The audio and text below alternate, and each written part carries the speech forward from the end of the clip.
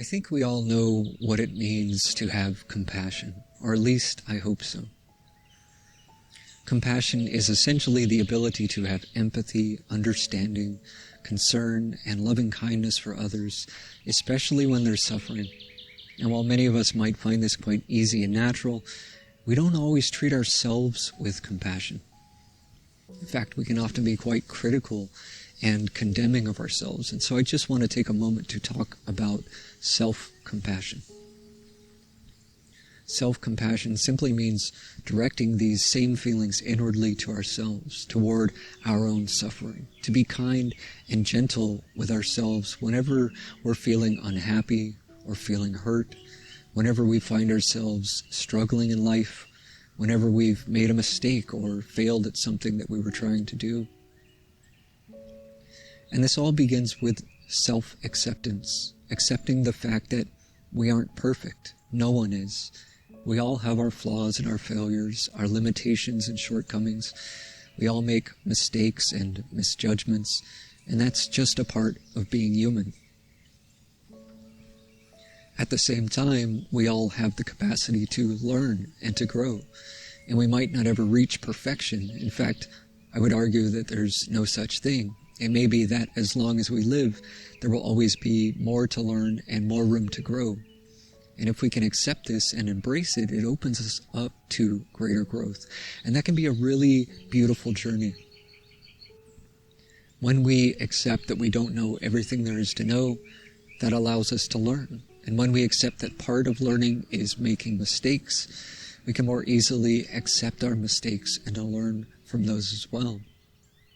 If we can acknowledge that there is always room for improvement, not in a way that is condemning, but in a way that embraces the opportunity for growth, then we can begin to make improvements in all the various areas of our lives without shame or self-judgment. When we're feeling down about ourselves, whenever we're feeling disappointed or ashamed or inadequate, we can remind ourselves of these things. We don't have to try and lie to ourselves. We don't have to exaggerate. We don't have to pretend that we're perfect or deny our flaws and our failures. We just need to accept our imperfections, to accept that we all have our flaws, and that's okay. It doesn't make us bad. It only makes us human.